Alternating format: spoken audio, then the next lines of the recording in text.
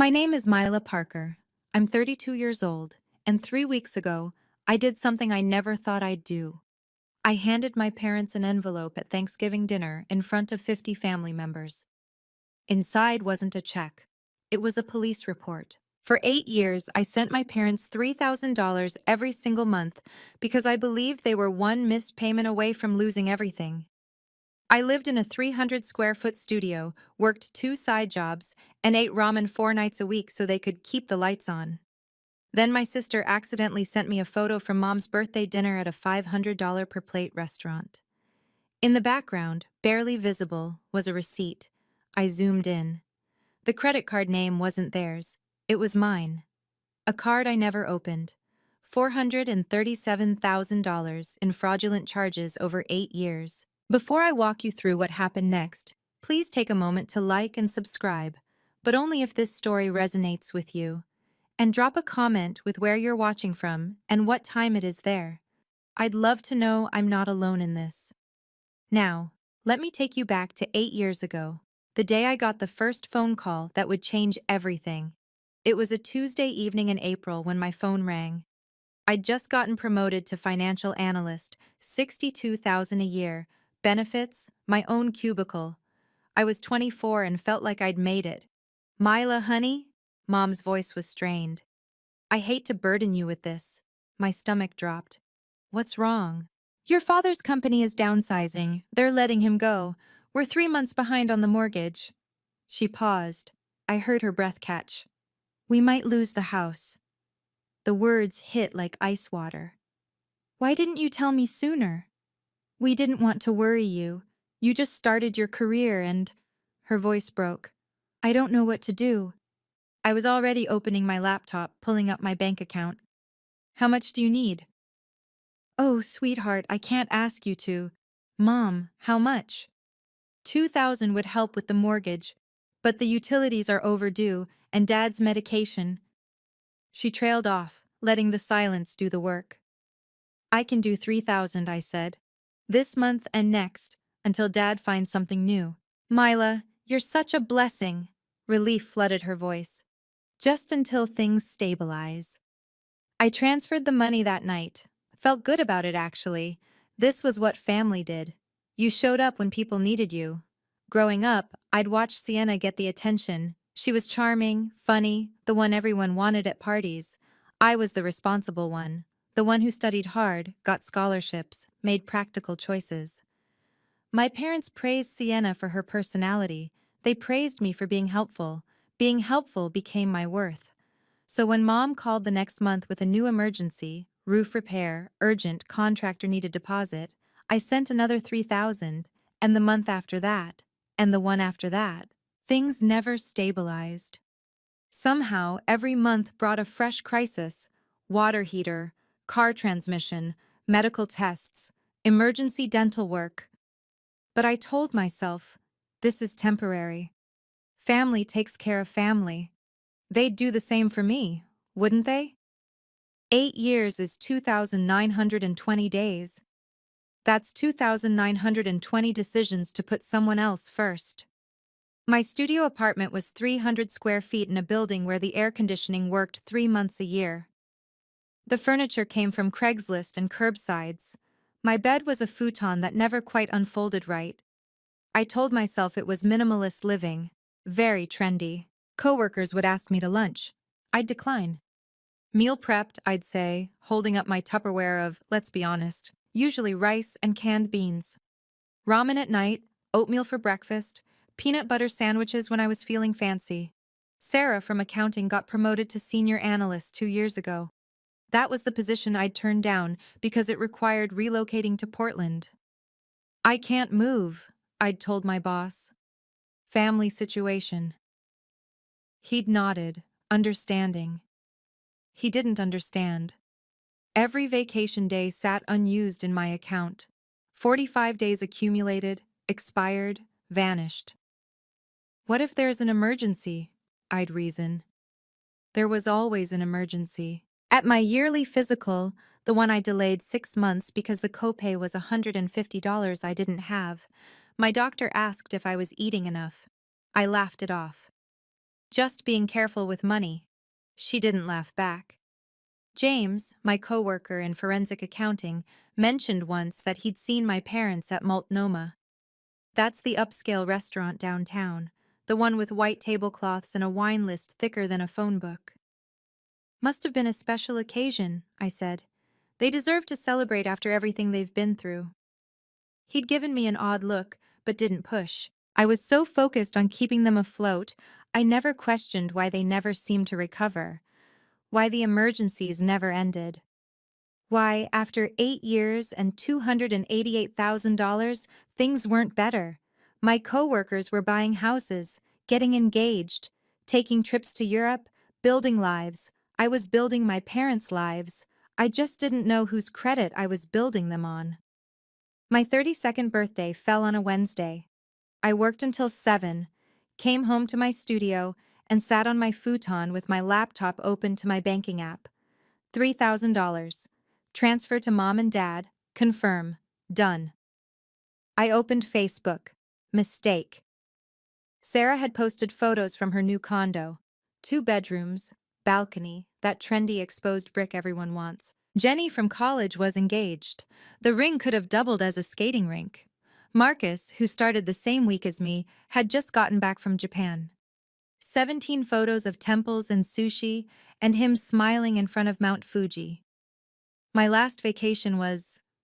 I couldn't remember. My last date was 14 months ago.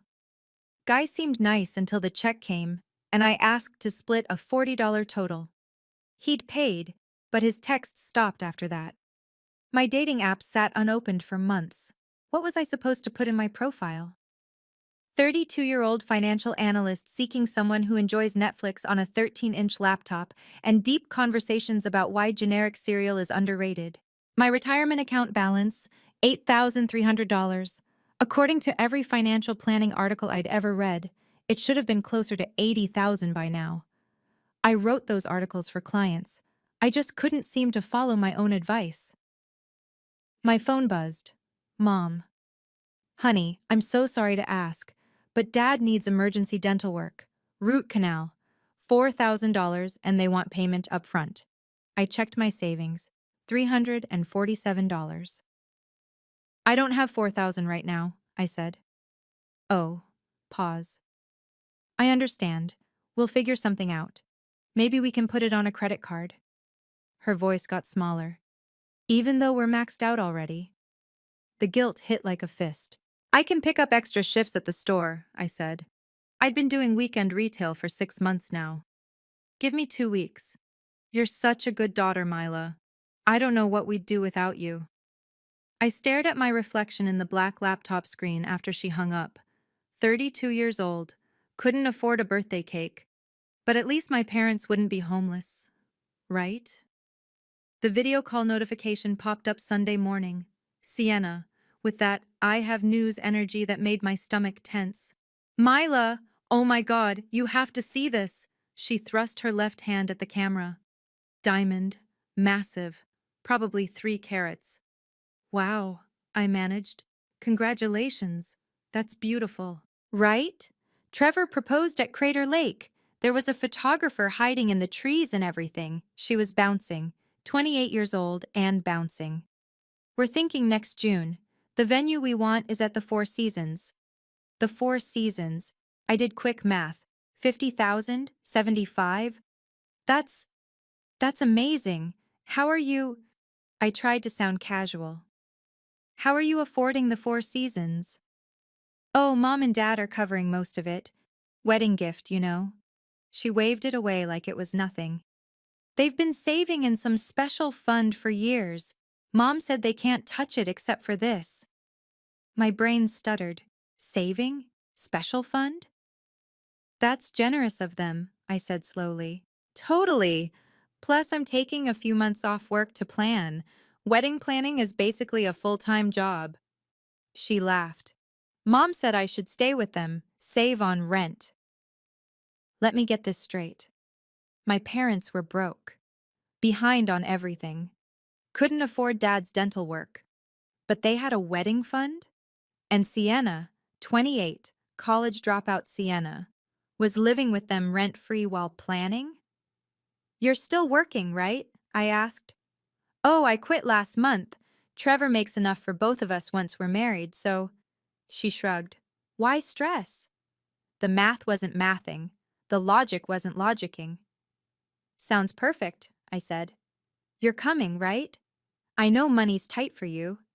She actually said this, actually had the audacity, but you can't miss your only sister's wedding. Wouldn't miss it. After we hung up, I sat in my dark studio for an hour. Outside, I could hear neighbors laughing, music playing, life happening. I pulled out my calculator and did math I'd been avoiding. $288,000 over 8 years. Where did it all go? Something felt wrong. But I pushed it down. I was good at pushing things down. Friday evening. I was at my desk, finishing a client portfolio analysis. The office was quiet, just me and the hum of fluorescent lights. My phone buzzed. Family group chat. Photo from Sienna. The image loaded. Mom, Dad, Sienna at a restaurant. Not just any restaurant. I recognized the interior immediately. Oriole, the Michelin-starred place downtown where reservations book 3 months out and entrees start at $75. Caption: Mom's 60th at Oriole, best meal of my life. Champagne glasses, gold-rimmed plates, what looked like a 30-year scotch in Dad's hand. Everyone dressed like they'd stepped out of a catalog. I zoomed in, studied the table, the details, and then I saw it. Background slightly out of focus. A receipt folder on the table edge. Black leather cracked open. Inside, the white slip of paper. I zoomed more. Enhanced. The camera phone quality wasn't great, but… There, the credit card. Just the top portion visible. The name. Mile Parker. My heart stopped. I zoomed again. Fingers shaking now. Enhanced until pixels blurred. Mila J. Parker. Not Richard. Not Linda. My name. On their credit card. At their dinner. That I never authorized. Never opened. Never knew existed. I couldn't breathe. Opened my credit monitoring app. The one I recommended to every client. The one I checked obsessively because I'd seen too many fraud cases. Alert. New activity. Oriole Restaurant. Portland OR. $1,847.32. I scrolled back. More alerts I'd somehow missed or dismissed. Nordstrom. $2,341.89. Last week. Serenity Spa. $890. 10 days ago. Premier Wine Merchants. $654.2023. 2 weeks ago. Account name. Discover card ending in 4472. Cardholder. Mila J. Parker. Credit limit. $45,000. Current balance. $43,127.89. I'd never opened a Discover card, never applied, never authorized. I pulled up my full credit report. Professional access, instant. And there it was. Not one card, 4. Discover, $43,127. Visa, $67,234. MasterCard, $38,091. American Express, $89,102. Plus a personal loan I'd never signed for, $89,000. Total, $437,554. $437,554 of debt I didn't create. The office tilted. I gripped the desk. James walked past, stopped. Mila, you okay? You look like you saw a ghost. I couldn't speak, just stared at the screen. That's my name, I finally whispered. That's my credit card, and I never opened it. I stayed at the office until 2 in the morning. James brought coffee, sat with me while I pulled every document. The first Discover card, opened 6 years ago. Applications required signature, social security number, address. I requested copies from the bank. The signature looked like mine, but I'd never signed it. The Visa, 7 years ago. Same story. MasterCard, 4 years. American Express, 5 years. Each one showed payment history. Minimum payments made monthly. On time. Keeping the accounts in good standing. Paid from where? I cross-referenced with my bank transfers. There. Every month. $3,000 went to my parents' account. And from that account, minimum payments flowed back out to these fraudulent cards. They were using my money to pay the minimums on debt they'd created in my name. Circular fraud, self-sustaining, brilliant in the most horrifying way. This is over 7 years, James said, scanning the timeline. This isn't accident, this is systematic. The charges told a story.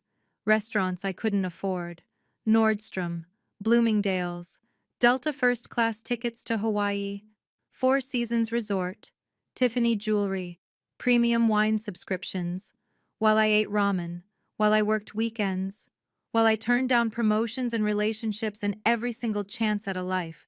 My credit score, 581, tanked by utilization rates above 90% on all cards. Oh God, I breathed.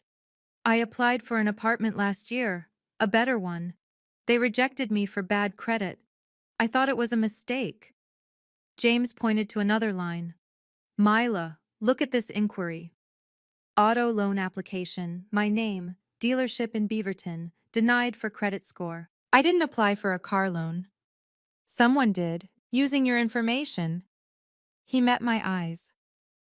Your parents are driving a 2023 Lexus, right? I've seen it in the parking lot. The nausea hit in waves. I pulled out my phone, texted Sienna. We need to talk about Mom's birthday dinner. 3 minutes passed. The typing indicator appeared, stopped, appeared again. Finally, what about it? I sent the photo, zoomed in on the receipt, on my name. The credit card in the photo, my name was on it. Typing, stopping, more typing. Call you tomorrow. She knew, the way she hesitated, the way she avoided. She knew. Saturday morning. I dialed before I could change my mind. Hi, honey. Mom's voice, bright, fake bright. How's your weekend? I need you to explain the credit cards in my name. Silence. Long enough that I checked if the call had dropped. What credit cards?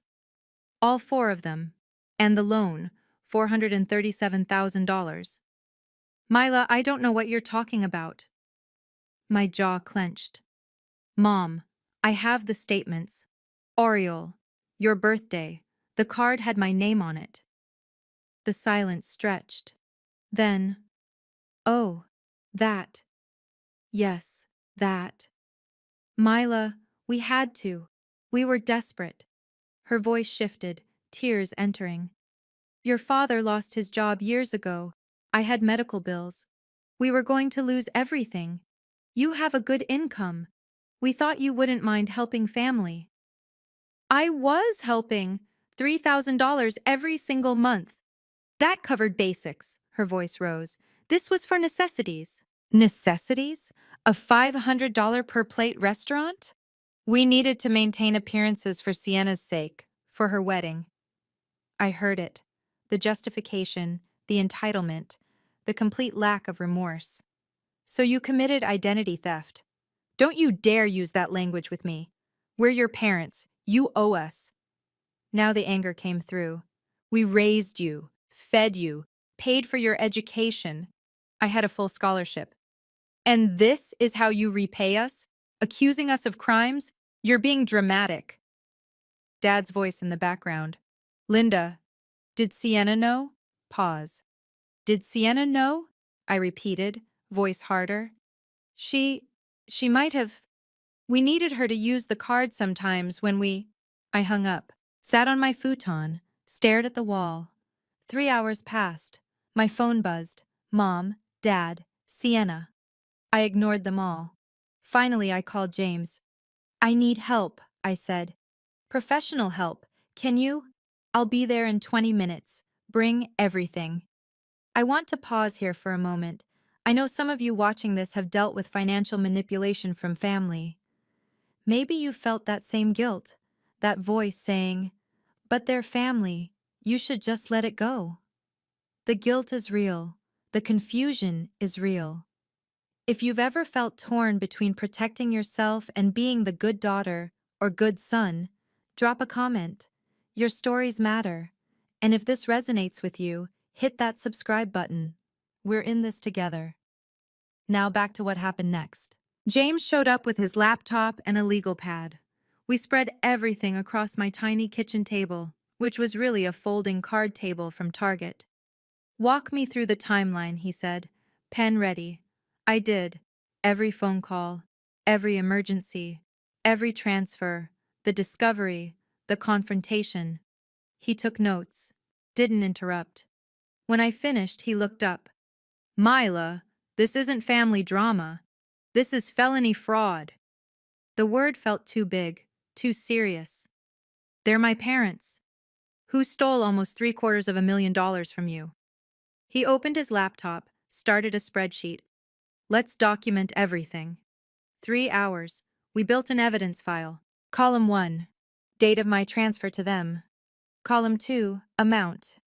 Column 3, their emergency claim. Column 4, fraudulent charges made within 1 week of my transfer.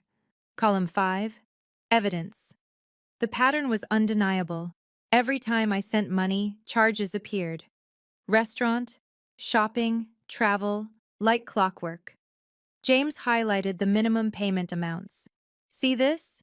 They're using your $3,000 to cover minimums on your fraudulent debt. It's circular, self-funding fraud." That's... I couldn't finish. Sophisticated, calculated, premeditated. He looked at me. This wasn't desperation. This was a system. "What about Sienna?" He pulled up another tab. "Card ending in 4472, user charges by merchant." He filtered. 47 transactions made in person with physical card. All at stores Sienna mentioned on social media. Sephora, Anthropology, that resort in Maui she posted about. She spent $38,000 on my credit card. And she knew. Every time she swiped, she saw your name on that card. The betrayal went deeper than money. My whole family, conspiring, using me. "You need to file a police report," James said gently. "They're my family. They destroyed your credit, your future, your life." He paused. "What would you tell a client in this situation?" I met his eyes, knew the answer. "File charges immediately." The next 2 weeks, I became someone I didn't recognize. Cold, methodical, thorough. I requested full credit reports from all 3 bureaus. Documented every fraudulent account, every forged signature, every unauthorized inquiry. I called each credit card company. "I did not authorize this account. I'm filing fraud claims." Started the investigations. Froze new activity. I combed through my email, found text messages I'd saved, every single request for money, every guilt trip, every emergency. Mom called Tuesday. "Honey, we have an emergency. Dad needs dental work, $4,000. I put her on speaker, hit record. "Mom, about those credit cards in my name." "Oh, sweetie, don't worry about those. We're handling it." "By handling it, you mean using my money to pay minimums on my fraudulent debt?" Nervous laugh. "It's not fraud when it's family, Myla. Don't be dramatic." There. Admission on recording. In her own words. I compiled 40 pages, timeline, bank transfers, credit statements, photos of forged signatures compared to my real signature, recorded phone call, Sienna's social media posts geo-tagged at places charged to my cards, cross-references, dates, amounts, patterns. James reviewed everything. "This is airtight. Any DA would take this case." "What happens if I file?" "Criminal charges. Identity theft is federal, but also state charges. Wire fraud, credit fraud, forgery. We're looking at multiple felonies." "Prison?" 3 to 5 years if convicted. Plus restitution. They'd have to pay you back." I stared at the document. 40 pages that would destroy my family, or 40 pages that would save my life. I need one more thing, I said. What? Thanksgiving is in 3 weeks. They're hosting 50 plus people. James's eyes widened. You're going to? They've humiliated me privately for years, called me selfish, ungrateful, difficult. I met his gaze. Time everyone knew the truth. I printed 2 copies, one for police, one for Thanksgiving. The envelope was white, plain, official looking, perfect. I texted Sienna. Coffee tomorrow? We need to talk. Tuesday. Starbucks. She arrived 20 minutes late, carrying a Gucci bag, $2,400 retail. I'd looked it up once for a client's anniversary gift I couldn't afford. So, she said, not quite meeting my eyes. What's up? When did you find out about the cards? She stirred her latte. $12 latte. I had drip coffee, $2. What do you mean? Sienna, I have your charge history. 47 transactions. When did you know they were in my name? Long pause. Mom told me, 3 years ago? Maybe 4? And you didn't think to tell me? Why? She shrugged. You were already sending them money. What difference did it make? I stared.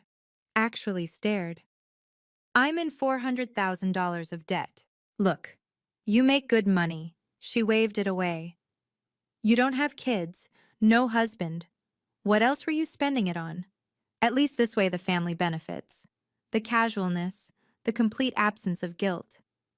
I live in a studio apartment. I eat ramen. I work 2 jobs. That's your choice. Mom said they'd pay it off eventually. With what money, Sienna? She looked uncomfortable. I don't know. That's between you and them. You spent $38,000 on my credit card. Mom said it was fine. She said you wouldn't mind. Her voice rose. I didn't do anything wrong. Did you ever think to ask me? You're always so uptight about money. Mom said not to bother you. I felt something break inside. Clean. Final. You know what? She stood up. This is exactly why you don't have friends. You're so difficult, so rigid. Maybe if you learned to be generous like Mom and Dad taught us, you wouldn't be so alone. She left. I sat there for an hour, watched people come and go, normal people with normal problems. Then I called Detective Morrison. I'm ready, I said. I want to file a report. Financial Crimes Unit, Friday morning.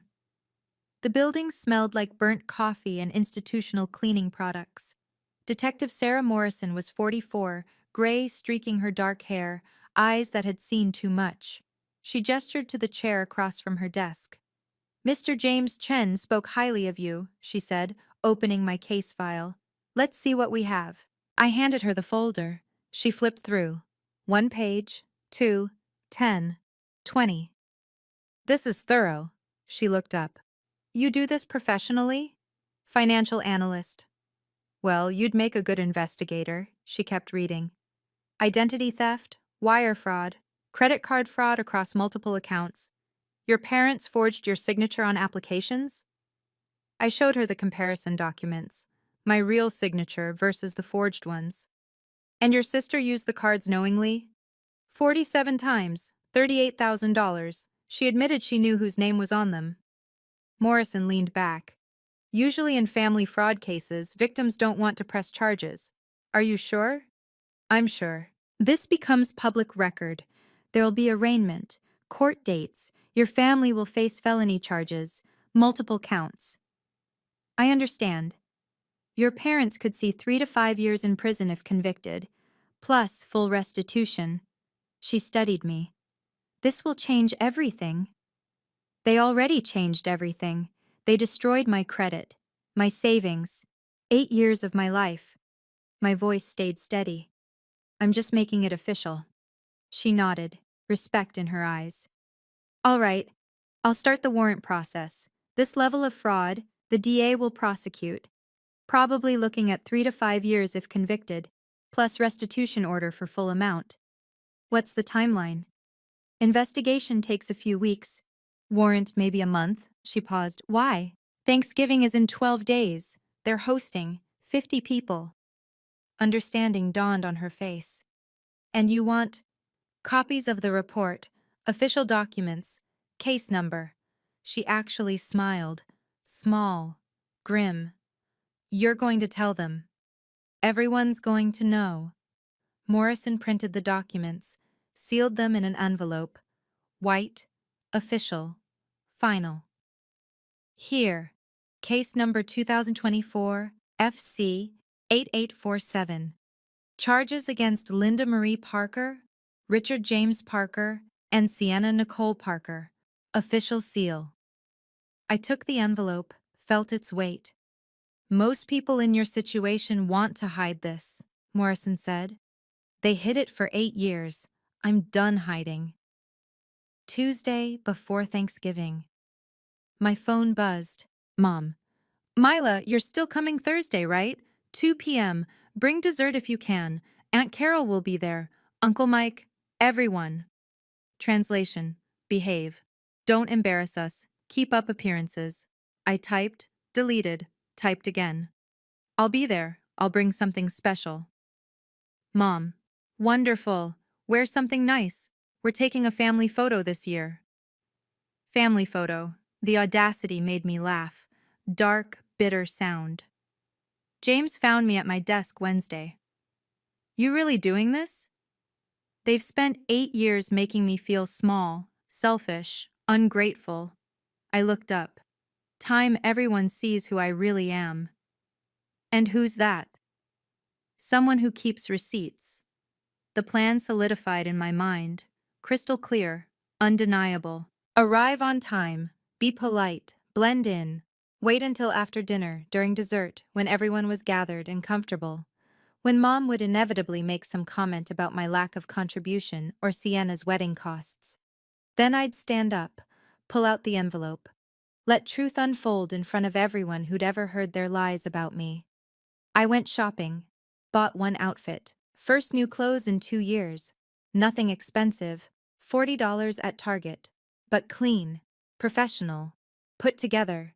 Printed a second set of documents. Highlighted the key sections. Case number. Charges. Evidence summary.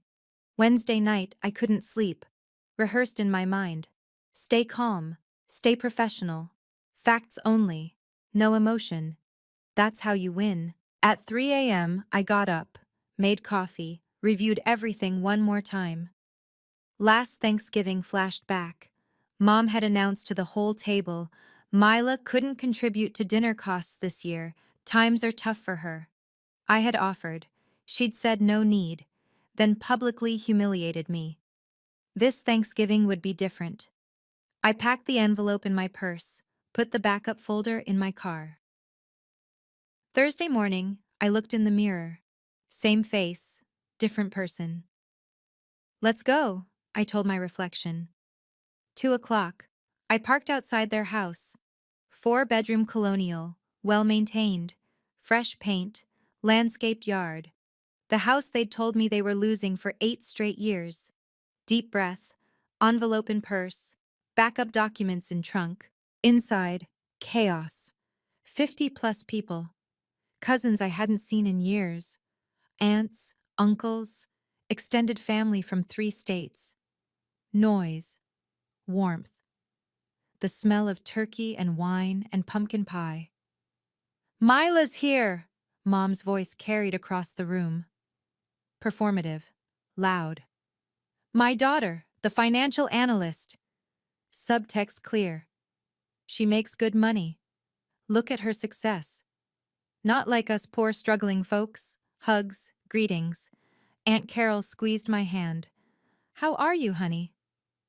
Good, really good, actually.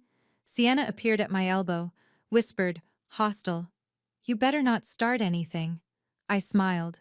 Wouldn't dream of it. Dad approached, eyes nervous. Mila, good to see you. Can we talk later? Later sounds perfect. The dining room was magazine perfect. Long table, china plates, crystal glasses, centerpiece that probably cost $200. I observed everything, made mental notes, mom's jewelry, diamond earrings, new, sparkled under the chandelier light, Sienna's engagement ring, catching light with every gesture, dad's watch, Rolex Submariner, $12,000 retail, minimum, wine bottles lining the sideboard, labels I recognized, $80 and up, fresh flower arrangements, multiple, professional, the lifestyle they'd built, with my money, on my credit. Uncle Mike, retired attorney, loud and jovial. Richard, Linda, you two really outdid yourselves. This spread must have cost a fortune. Dad's modest laugh. We do what we can, family's worth it. I sipped water, counted to 10, then 20. Dinner felt endless. Turkey, ham, 7 side dishes, people laughing, talking, normal Thanksgiving. Except nothing was normal. I barely ate, watched, waited. Dessert was being served. Pumpkin pie, apple crisp, coffee brewing. It was almost time. Mom stood, tapped her wineglass with a spoon. Crystal chimed. The room quieted. Before we finish, I want to say something. She smiled. That practiced smile. I'm so grateful we could all be together. Family is everything. We've been through tough times, but we support each other. She looked directly at me, pointed, deliberate. Some of us give more than others. Some understand what sacrifice means. Another look. Your father and I have always taught our girls to be generous, to put family first. Sienna smirked into her coffee cup. Unfortunately, not everyone learned that lesson. Mom's voice took on an edge. Mila, honey, we needed to talk about helping with Sienna's wedding costs. We're stretched thin and… I stood up. The room froze. 50 sets of eyes turned toward me. Actually, Mom, I think we should talk about finances. Right here, right now. Mom's face paled. Mila, this isn't the time. No, I think it's exactly the time. My voice stayed calm, level. You just said families should be generous, support each other. I've done that for 8 years. I pulled out the envelope. Dad. Mila, sit down. I ignored him, addressed the room. I've sent my parents $3,000 every single month for 8 years. That's $288,000 total, because they told me they were struggling, about to lose the house, couldn't pay bills. Relatives shifted, uncomfortable, confused. We were struggling, Mom started. You had birthday dinner at Oriole 2 weeks ago, $500 per plate. I held up my phone, showed the photo. Do you know how I know? Silence. Because my sister accidentally sent me this photo, and in the background there's a receipt, with a credit card. Want to guess whose name was on that card? I let the question hang. Mine. A card I never opened, never authorized, never even knew existed. Gasps rippled through the room. Mom's face was white. Mila, you're taking this out of…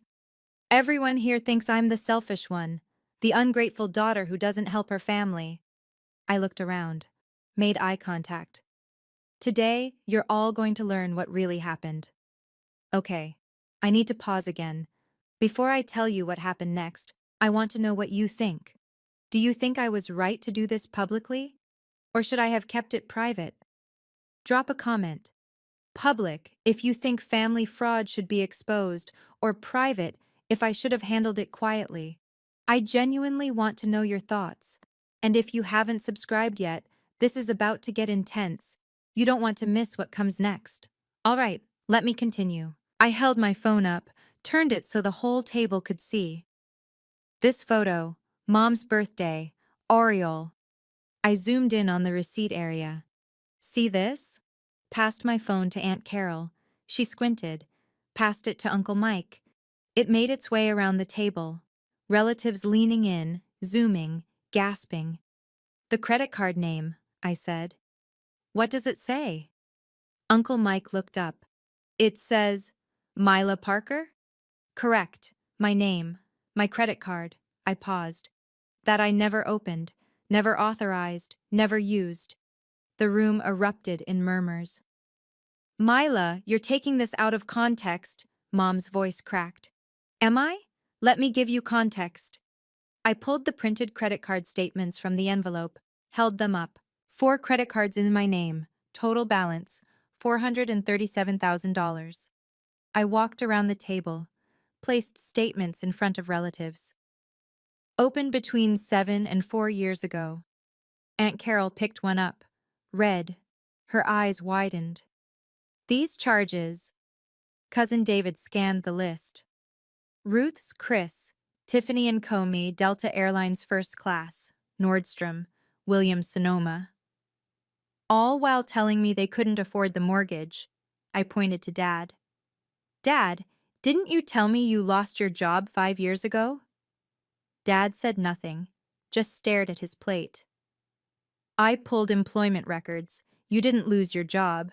You retired, voluntarily, with a full pension. Uncle Mike's head snapped toward Dad. You have a pension? Richard? Aunt Carol's voice. Linda, you told me last year you couldn't afford Christmas gifts. Mom's hands shook. We can explain. Please do. I stayed standing, calm. Explain to everyone how you've been living off my identity for 8 years. Cousin Jenny spoke up, voice small. Mila, wait. Don't you live in that tiny studio, the one I visited? You didn't even have air conditioning. 300 square feet, 800 a month, that's all I could afford. But why? You make good money. I let the questions sit, let everyone process. Because, I said slowly, I was funding them. I pulled out the spreadsheet, James's and my work. 40 pages condensed into irrefutable truth. $3,000 per month, 96 months. Total, $288,000. I placed it on the table, bank statements clipped behind, every transfer highlighted. Plus fraudulent credit cards, 437,000, combined total, $725,000. Uncle Mike's coffee cup clattered to the table. 700,000? While I lived on ramen, worked 2 side jobs, turned down promotions because I couldn't relocate, my family needed me. Had $347 in savings on my 32nd birthday. I opened my phone, showed the photo of my studio. This is where I live, 300 square feet. Passed my phone around again, watched faces change. Shock, disbelief, anger. Meanwhile, I pulled up photos from Mom's Facebook before she deleted it. Their house, 4 bedrooms, kitchen renovation last year, $60,000, charged to my credit card. Aunt Carol turned to Linda. You remodeled your kitchen? And the minimum payments on these cards? I retrieved the spreadsheet. Paid for my $3,000 monthly transfers. They used my money to cover the minimums on debt they created in my name. That's... Aunt Carol couldn't finish. Illegal. It's called identity theft, wire fraud, credit card fraud. I pulled out the recorded phone call transcript. This is from 2 weeks ago. Mom admitting on recorded line. I read aloud. It's not fraud when it's family. The transcript passed around. Relatives reading, rereading. Sienna stood. Okay, everyone needs to calm down. I turned to her. 47 transactions, $38,000. You knew they were my cards. I didn't know the full... You swiped cards with my name on them 47 times. You knew. Her face went red, then white. You all want to know why I don't contribute more? I looked around the table. Because I've already contributed $725,000 to criminals. The word landed like a bomb. Criminals. Not parents. Not family. Criminals. I held up the white envelope. The one they'd been watching. Wondering about. Last week, I went to the police. Financial Crimes Unit. Complete silence. Even the kids stopped talking. I filed a formal report. This envelope contains copies of case number 2024 FC 8847. I opened it, removed the documents, official seal visible. Official charges against Linda Marie Parker, Richard James Parker, and Sienna Nicole Parker. Mom's sob cut through the silence. You called the police on your own parents? I met her eyes, steady, calm. You committed felonies against your own daughter. Mila, please, we can work this out. Dad stood, desperate. I tried to work it out. You called me selfish, ungrateful, difficult. I handed the top document to Uncle Mike. Count 1, identity theft felony. Count 2, wire fraud felony. Count 3, credit card fraud felony. Count 4, forgery felony. He scanned it. His face went pale. These are real, official seal, Detective Sarah Morrison's signature. Warrants are being processed. Arraignment likely within 30 days. I kept my voice level. Professional. Detective Morrison estimates 3 to 5 years prison time if convicted, plus full restitution of $725,000. The room erupted, relatives talking over each other, questions, accusations, shock. Sienna screamed, "You're sending Mom and Dad to prison?" "No, they sent themselves to prison when they stole my identity." I turned to her. "You're facing charges too, accessory to fraud." "I didn't do anything." I held up her charge history. Gucci bag, $2,400. Resort vacation, $8,700. Spa weekend, $3,200. All on my card. Your signature, you're complicit. This is insane. She grabbed her purse. Uncle Mike blocked the door. "You're facing criminal charges, Sienna. Leaving won't help." I looked at my parents, really looked at them. "You wanted to maintain appearances in front of family? Congratulations. Now everyone knows exactly who you are." The room exploded. Aunt Carol to Linda. "I lent you $5,000 last year. You said it was a medical emergency." Uncle Mike to Richard. "You asked me to co-sign a loan. Thank God I didn't." Cousin David. "We helped you move. You paid movers $3,000. Was that Mila's card too?" Mom sobbed. Loud. Performative. "This is all a misunderstanding." "There's no misunderstanding." Uncle Mike held up the police report. "This is official, signed by a detective. Case number, court dates pending." People started gathering their things, coats, purses, kids. Some stopped to hug me. "I'm so sorry." "We had no idea. You're incredibly brave." Others left silently, didn't know whose side to take, didn't want to be involved. Aunt Carol grabbed my hands. "Honey, why didn't you tell us? I thought I was helping family. I didn't realize I was funding criminals." She hugged me, hard. "You're still our family." "They're not." Cousin Jenny was crying. "Mila, you gave up everything for them." And they gave me debt and humiliation. Within 20 minutes, half the house was empty. Mom stood in the center of the chaos, mascara running. "Everyone's leaving. You ruined Thanksgiving. You ruined this family." I collected my documents, slid them back into the envelope. "No, Mom, you did that 8 years ago when you forged my signature." Dad approached, voice pleading. "Mila, if you drop the charges, we'll pay you back. Monthly payments. We'll figure it out." "You had 8 years to figure it out. You chose fraud instead." I walked to the door, turned back one final time, looked at my parents, my sister, the wreckage of their lies. "Detective Morrison will be in touch. Get a lawyer, a real one, not family." I left, got in my car, sat in the driver's seat, and felt something I hadn't felt in 8 years.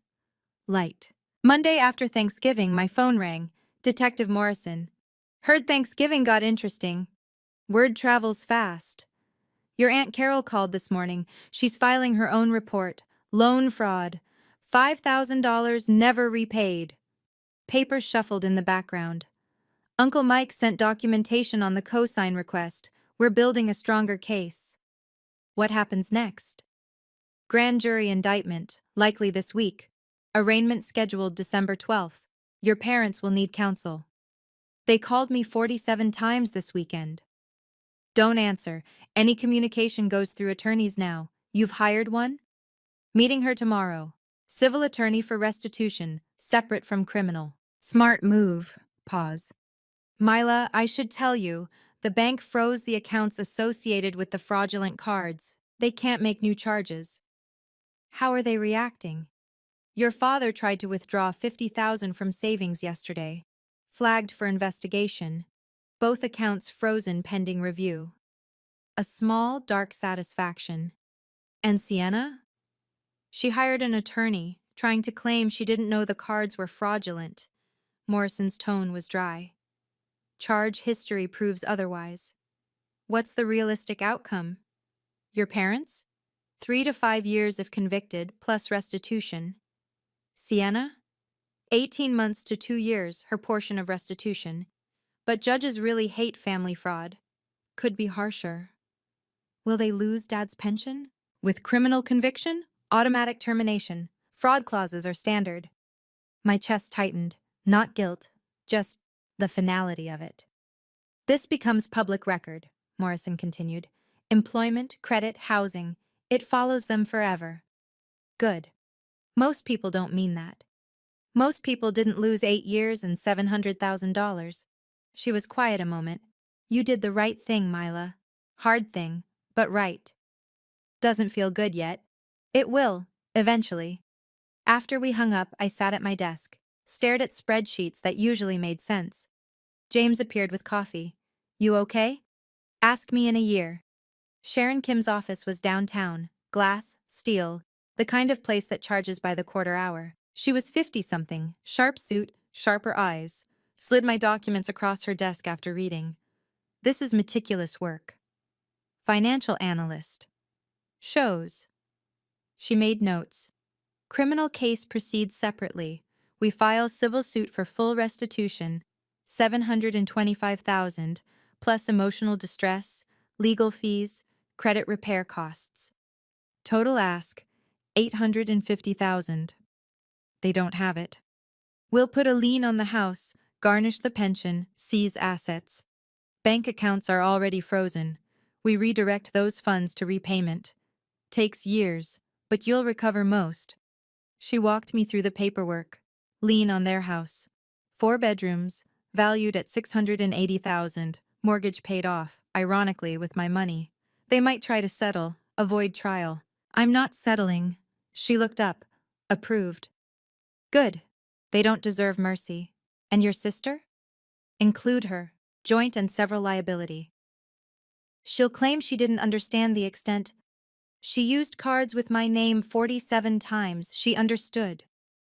2 hours of documents, signatures, notarizations. My hand cramped. They'll be served tomorrow. Officially. How will they react? Usually, anger, then bargaining, then panic. Sharon closed the folder. Your mother already called me, actually. What? Yesterday, wanted to explain the misunderstanding. I declined representation. She called you? Told her to get a criminal defense attorney first. Priorities.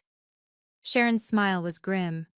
I also noticed their social media went dark this morning. Facebook, Instagram, all deleted. They're scrubbing their digital presence. Too late. I screenshot everything last week. I almost laughed. Almost. Off the record, Sharon said. How are you holding up? I'm angry, hurt, betrayed. I met her eyes. But mostly, I'm just tired of being their ATM. That's the healthiest thing I've heard all day. Wednesday morning. I woke up to 63 notifications. Facebook, Instagram, text messages from people I hadn't spoken to in years. Cousin David had posted, "Sometimes family isn't who you're born to. It's who would never betray you." 147 likes. Comments asking, what happened? Aunt Carol commented, some people learn integrity, others learn fraud. Thanksgiving revealed everything. By lunch, the full story was spreading. Uncle Mike posted, not vague, For everyone asking what happened at Thanksgiving, Linda and Richard Parker committed identity theft against their daughter for 8 years, stole $725,000. Police involvement, criminal charges filed. Choose your sides carefully. Screenshot, share. Viral through our extended family network. Mom's best friend texted me. Is this true? Linda said you're lying. I sent her a copy of the police report. Case number 2024 FC 8847. Call Detective Morrison if you doubt me. No response. Dad's former coworkers reached out. We heard, is there anything we can do? The pastor from their church called. Your mother claims you're making false accusations. I filed a police report with evidence. Public record. Case number 2024 FC 8847. Financial Crimes Unit. Call them yourself. Long pause. I'll do that. Mila. I'm sorry. Within 48 hours, their reputation was rubble. Sienna's engagement. Her fiancé called it off. I saw the text she'd posted in a now-deleted Instagram story. Can't marry into a criminal family. What if she does this to me? Their country club. Membership revoked. Morality clause. Their church. Asked to step back until legal matters resolved. Banking. Blacklisted from opening new accounts. Mom's part-time bookkeeping job. Terminated. Every consequence dominoed into the next. James found me at my desk. You see all this? Hard to miss. How do you feel? I thought about it. I thought I'd feel guilty, but I don't.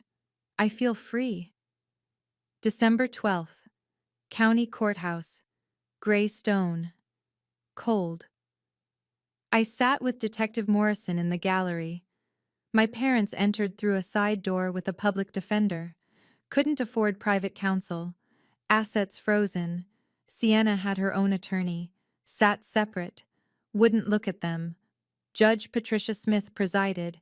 60-something, stern, no nonsense. The People versus Linda Marie Parker, Richard James Parker, and Sienna Nicole Parker. The prosecutor stood. Your Honor, defendants are charged as follows. She read it all. Every count. Every felony. Linda Parker. 4 counts identity theft. 3 counts wire fraud. 2 counts credit card fraud. Richard Parker.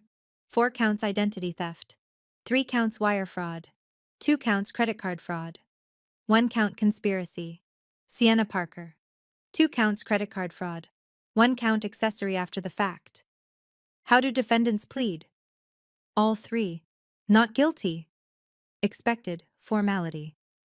Your Honor, the People request bail of $100,000 each, flight risk due to... Defense interrupted. Your Honor, defendants' accounts are frozen. They can't post bail regardless. Judge Smith looked over her glasses. Bail set at $50,000 each. Defendants released on own recognizance with travel restrictions. Surrender passports within 24 hours. Trial date set for March 20th. Gavel. Done. In the hallway afterward, Mom tried to approach me. Detective Morrison stepped between us. Ma'am, step away. Dad called from across the hall. We're still your parents. I turned, looked at him, really looked. Parents don't steal from their children. Criminals do. And that's what you are now, officially. I walked away. Didn't look back. Morrison walked beside me. That was hard. No. The hard part was living with what they did for 8 years. This is just paperwork. Outside, cold December air hit my face. I breathed it in, deep. You okay? Morrison asked. Getting there. The consequences rolled out like dominoes. Systematic. Unavoidable. Real. Dad's pension. Under review by fund administrators. Fraud conviction triggers automatic termination. 30 years of payments. Gone. Mom's bookkeeping job. Terminated when her employer Googled her name and found the court records. Integrity clause in your contract, they'd said. Sienna. Fired from retail management. Same reason. We can't have someone facing fraud charges handling money. All 3 credit scores. Below 400. Destroyed. Housing. Sienna's landlord issued 30-day eviction notice. Criminal charges violated the lease agreement. The house, their four-bedroom colonial, lien filed.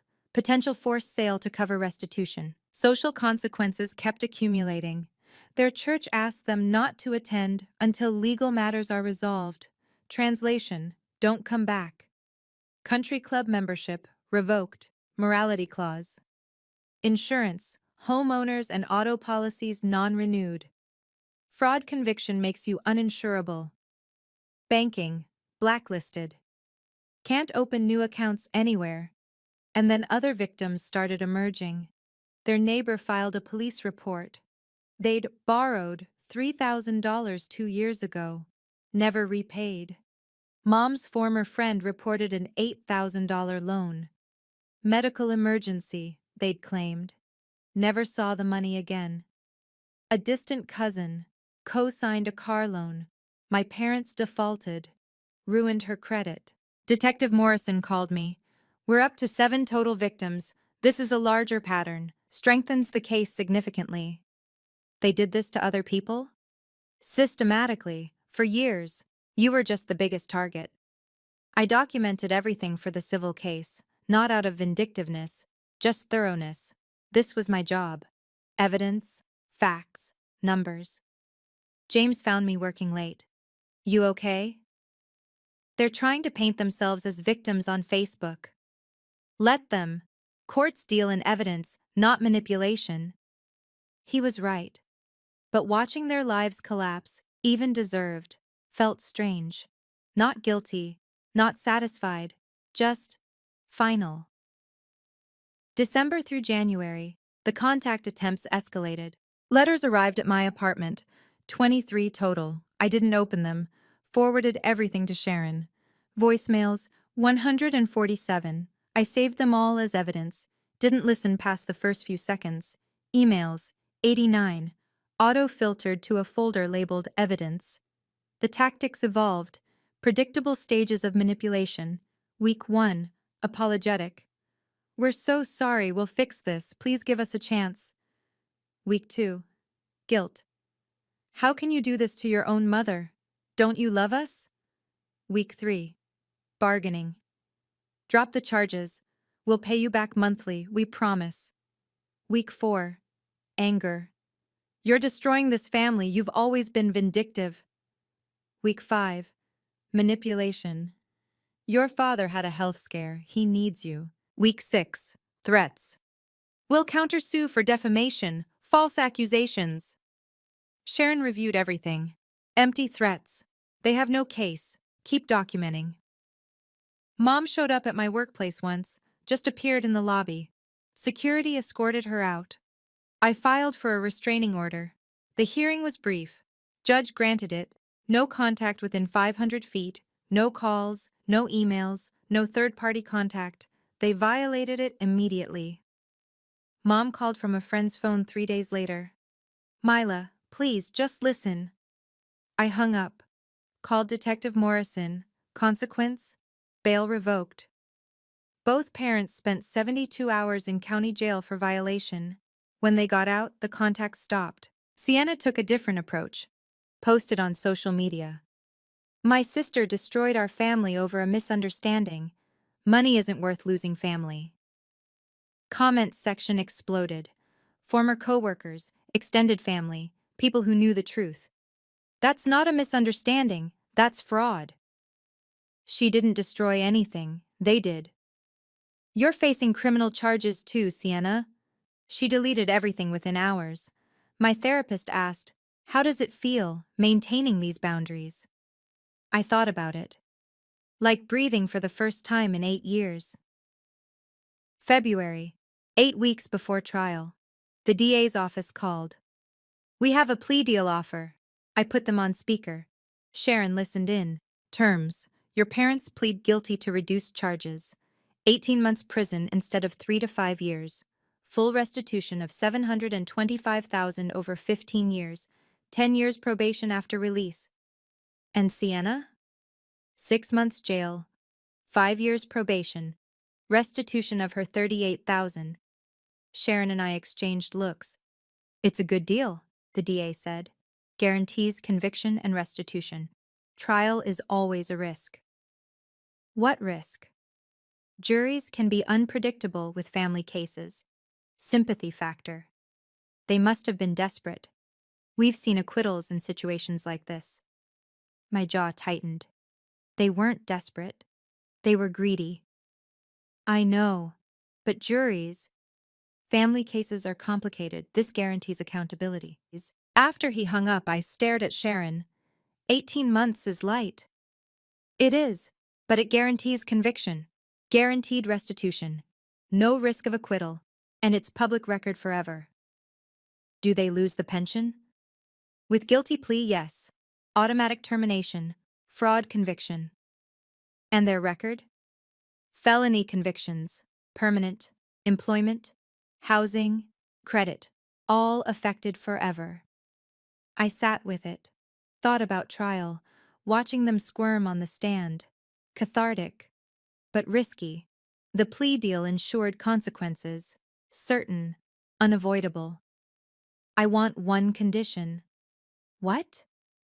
They have to allocute, public hearing. They state exactly what they did, on record, in court, in front of people. Sharon nodded. That's standard for plea deals. They have to admit guilt publicly. Then I'll accept. She called the DA back. My client accepts, with standard allocution requirement. Done, hearings in 2 weeks. I wasn't getting revenge. I was getting justice. There's a difference. February 28th. The courtroom was packed. Public record hearings draw crowds. Local news, family members, people who'd heard the story. Judge Smith. We're here for plea allocution. Mrs. Parker, do you understand you're pleading guilty? Mom's voice, flat, defeated. Yes, Your Honor. State your crimes for the record. Long pause. Then, I opened 4 credit cards in my daughter Mila Parker's name without her knowledge or permission. I used those cards for personal purchases totaling $437,000. I accepted $288,000 in direct transfers from her under false pretenses. I knew what I was doing was illegal. The words hung in the air, undeniable, recorded, permanent. Mr. Parker? Dad's hands shook. I knew about the credit cards. I participated in the deception. I used the cards. I forged Mila's signature on applications. I lied about my employment status to get money from her. Miss Sienna Parker? My sister was crying. I used credit cards I knew weren't mine. I spent $38,000. I knew they were in my sister's name. I didn't stop it. Judge Smith turned to me. Miss Mila Parker, do you accept these allocutions as truthful? I stood. Yes, Your Honor. Do you wish to speak? I kept it brief. For 8 years, I believed I was helping family. I sacrificed my life, my savings, my future. They betrayed that trust systematically and without remorse. I'm grateful the legal system has provided accountability. Sentencing. Linda Parker, 18 months Oregon State Correctional Institution, 10 years probation, $687,000 restitution. Richard Parker, same. Sienna Parker, 6 months county jail, 5 years probation, $38,000 restitution. All 3, felony records. Permanent no contact order with victim. Gavel. Officers approached, handcuffs. Mom turned back. Mila. I didn't respond. Didn't turn. Didn't acknowledge. It was over. Outside, the February sun was bright, cold, sharp. Detective Morrison walked beside me. How do you feel? Like I can breathe again. March through June. Rebuilding phase. Credit repair. I worked with all 3 bureaus, removed the fraudulent accounts, disputed every unauthorized charge. My score climbed. 580 to 680 in 4 months. Housing. I moved. 1-bedroom apartment. Windows that actually opened. Natural light. A kitchen bigger than a closet. Rent was $1,200, $400 more than my studio, but I could afford it now. Furniture. I bought a real bed, actual frame, mattress that didn't fold in half. Kitchen table from a real store, not Craigslist. A couch. Small things, normal things, things I'd denied myself for 8 years. Financial. Restitution payments started arriving. 3,200 a month from their garnished pension and seized assets. Sienna's wages garnished too. It would take 15 years to recover everything. But it was happening. Therapy. Weekly sessions. Processing betrayal. Guilt. The complexity of loving people who hurt you. Learning that boundaries aren't cruel. They're necessary. Work. I accepted the promotion I'd turned down 3 years ago. Senior financial analyst. 95,000 a year. Office with a window. Social. I reconnected with friends I'd ghosted. I'm sorry I disappeared. I was dealing with a family situation. They understood.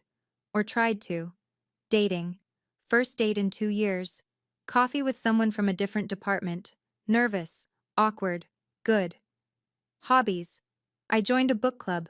Started running. Rediscovered what I liked when I wasn't performing survival. Family. Aunt Carol. Uncle Mike.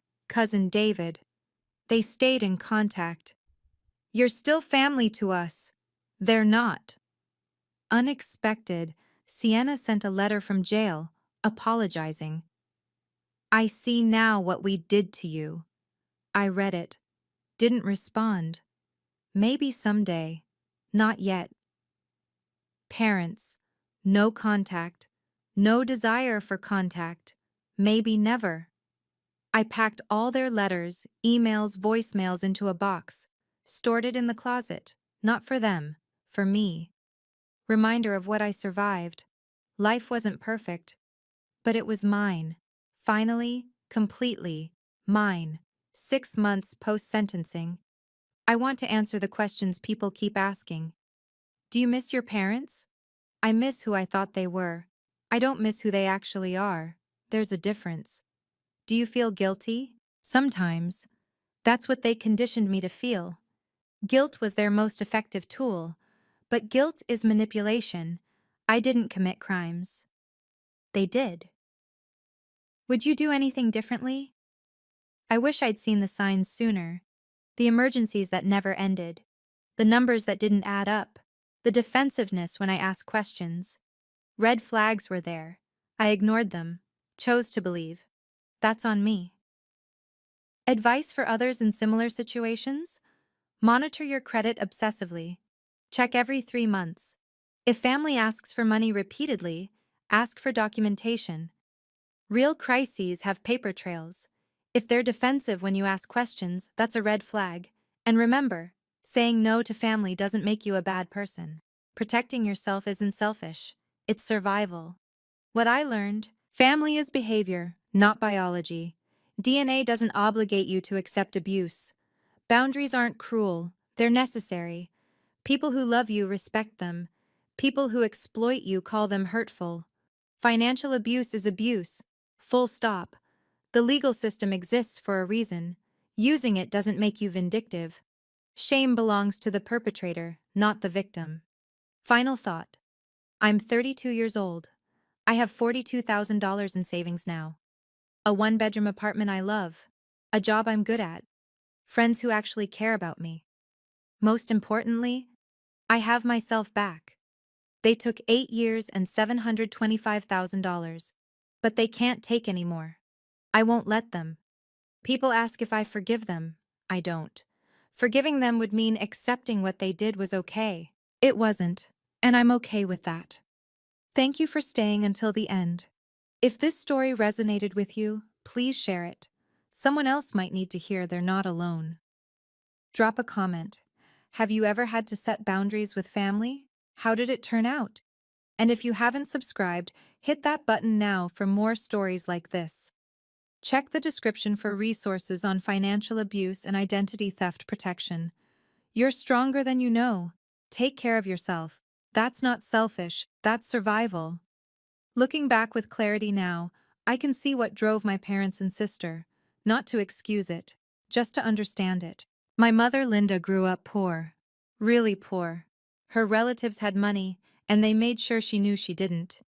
That childhood shame transformed into adult image obsession. She equated appearance with worth, success with respect.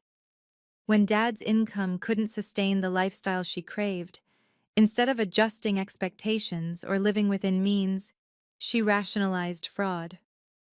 In her mind, she wasn't stealing, she was collecting what was owed. She'd convinced herself that raising me meant I owed her, that my success was partly hers, that using my credit wasn't theft, it was redistribution of family resources. Classic narcissistic entitlement combined with victim mentality. She genuinely believed she was the wronged party, that I was being unreasonable by objecting to identity theft. My father Richard was the enabler. Textbook. He knew it was wrong. Deep down, he knew. But he feared confronting Linda more than he feared legal consequences. Conflict avoidance became complicity. He told himself he was keeping the peace. Really, he was choosing comfort over integrity, over his own daughter. Every time he didn't stop her, he chose her delusion over my well-being. Sienna operated from learned entitlement. She'd never been held accountable for anything growing up. Mom and Dad praised her for existing. They praised me for achieving. Different standards, different rules. In her worldview, my success was a family resource to be shared, not my personal achievement. She genuinely didn't understand why I was upset. You make good money, what else would you spend it on? Empathy requires development. Our parents never required it of her, so she never learned it. Together they created a sophisticated emotional manipulation system. They never demanded money outright, too obvious. Instead, they painted crises, created urgency, triggered my guilt. Then, allowed me to offer the solution. This made me feel responsible, feel like I was choosing to help. That was intentional. That was the brilliance of their manipulation. They exploited my sense of filial duty, the very value they'd instilled in me as a child, used my strength against me, weaponized my love, now my vulnerabilities, because I had them. My weakness wasn't kindness. Kindness is a strength. My weakness was guilt conditioning and people-pleasing. From childhood, I learned my worth came from being the helpful daughter. Sienna got attention for being charming. I got attention for being responsible. That became my identity, my currency. I thought love was transactional. I provide, therefore I matter. Therefore I'm loved. I also suffered from what therapists call fixer mentality, common in eldest daughters. If there's a problem, I solve it. The problem being real wasn't a question I thought to ask.